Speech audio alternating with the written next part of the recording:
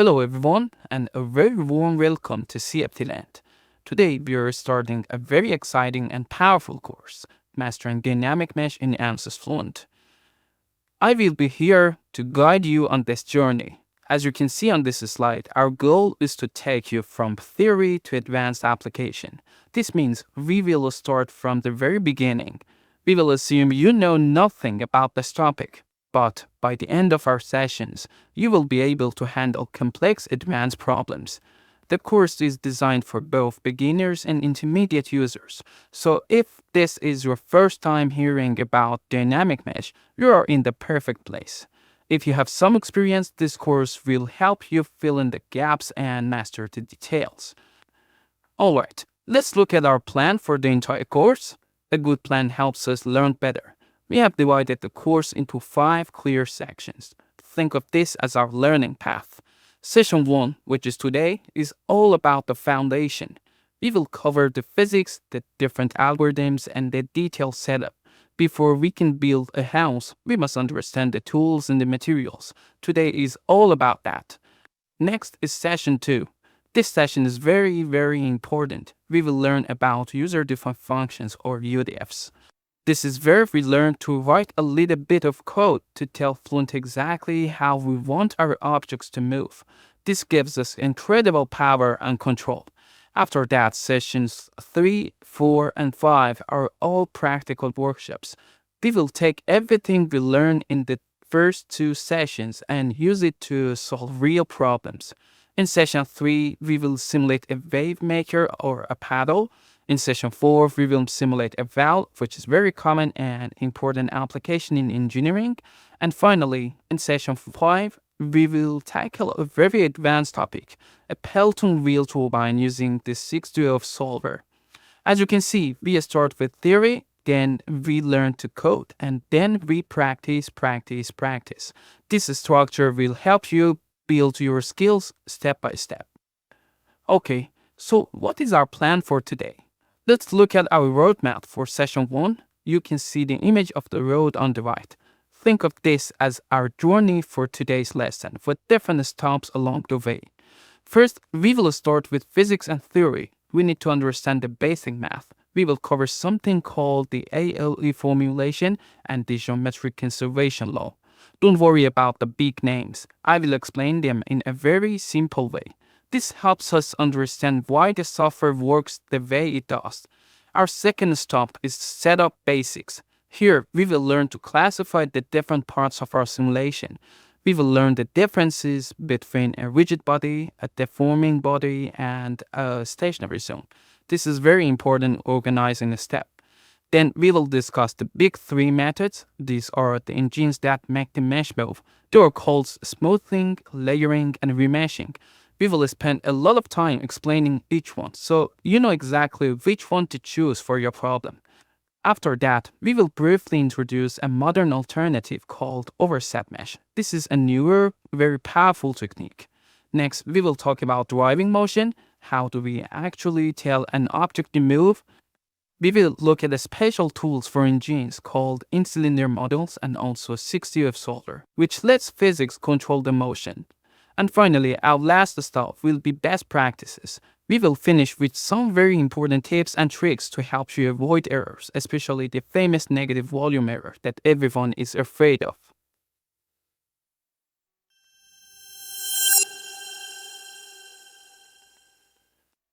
Very well, let's start with the most fundamental question.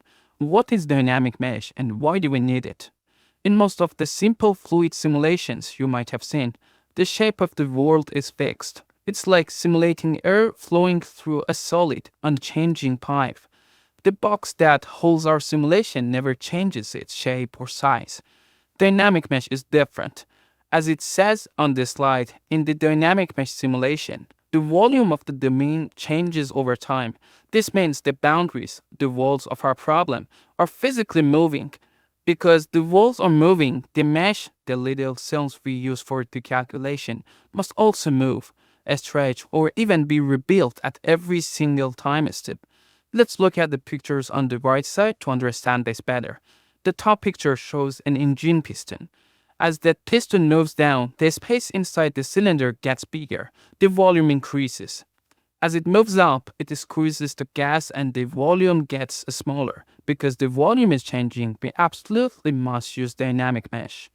Now look at the bottom picture. This is a heart valve. As blood flows, the little flaps of the valve bend and flex. They open and close. Here, the boundary itself is deforming. It's changing its shape. This is another perfect case where we need dynamic mesh. So why do we need it? We need it for these three situations. First, for variable volumes like our piston. Second, for deforming boundaries like our heart valve. And third, for what we call arbitrary motion, which is when an object moves freely and unpredictably, like a ship being tossed around by waves. Okay, so now that we understand what dynamic mesh is and why it's so important, the next question is, how do we actually set it up in the software? There is a very specific recipe, a step-by-step process that you must follow. Let's go through it. Step 1. Activate transient solver. This is the first and most important rule. Dynamic means things are moving and movement happens over time. So we can use the steady-state solver, which only calculates one final snapshot. We must tell Fluent we are running a transient simulation, which is like a movie that calculates frame by frame. Step 2. Activate model. This one is easy. In the Fluent model tree, which you can see in the screenshot, we simply find dynamic mesh in the list and put a check mark next to it to turn it on. Step 3. Choose methods. Remember our toolkit with the smoothing, layering, and remeshing? This is the step where we decide which of those tools we need for our specific problem. Step 4. Define motion. Here, we give the instruction for the movement. We can either create a profile file, which is like a simple timetable of the speed versus time, or we can write a UDF code, which is the code we talked about for more complex formula-based motions. Step 5. Assign zones. This is a critical step. We have to tell Fluent exactly which part of our model is moving. So we would click on the wall of our piston, for example, and assign the motion definition from step 4 to that specific zone. Step 6. Preview mesh motion. You can see I've written this in capital letters because it is so important.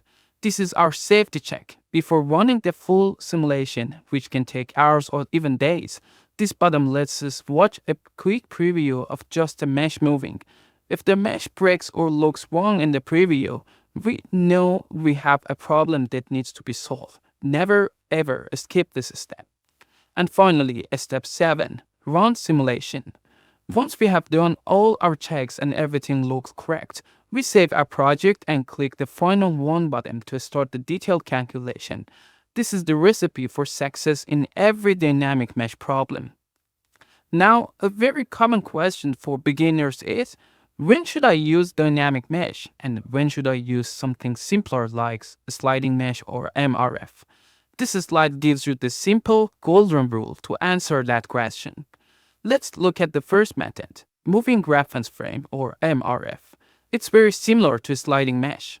In this method, the mesh is rigid. You can see the word rigid is in bold. This is the key.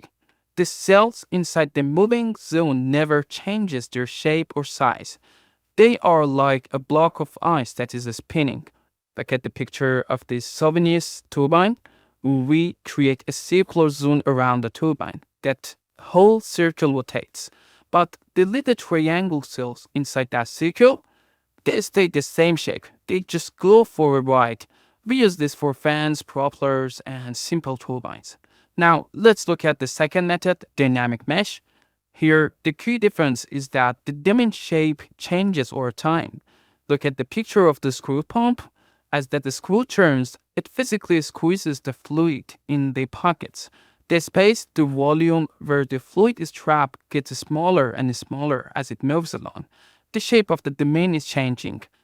This is something MRF or sliding mesh cannot do. So this brings us to the golden rule, which you see in the box at the bottom. The rule is, if the domain volume changes, you must use dynamic mesh. A simple way to say this is, if boundaries are moving closer to each other or further apart, you have no choice. You must use dynamic mesh. This is the key difference. Okay, so we know what it is and we know when to use it, but where do we see this in the real world? And the applications are everywhere, in almost every industry. In automotive and industrial, it's very common. Think about engine pistons moving up and down inside the cylinder, or the valves in the engine that open and close. You can see an example of this in the bottom left picture. That blue area in the volume inside the cylinder, and it's changing. For pumps and mixers, we just saw this cool pump on the last slide, which is shown again here on the bottom right. Another great example is a gear pump, where the teeth of two gears come together and squeeze the fluid out. In aerospace and marine, it's used for very exciting problems. Store separation is when a fuel tank or a missile is dropped from an airplane's wing. We need to see how it falls, or for flaps on a wing, we change the wing shape, or for ship moving on waves. And finally, biomedical and consumer goods. This is a fascinating area. We can simulate heart valves opening and closing, or even blow pumps. We can also simulate human breathing, where our lungs expand and contract. So you see, this is not just a theoretical tool. It is used to solve real important problems all around us. Okay, from now on, we are going to look under the hood a little bit. We are going to look at the mathematics that makes all of this work. Please do not be scared by the big question on the slide. We are only going to focus on one small, simple part. Fluent uses a method called the Arbitrary Lagrangian-Eulerian, or ALE formulation. That's just a fancy name. All it means is that the mesh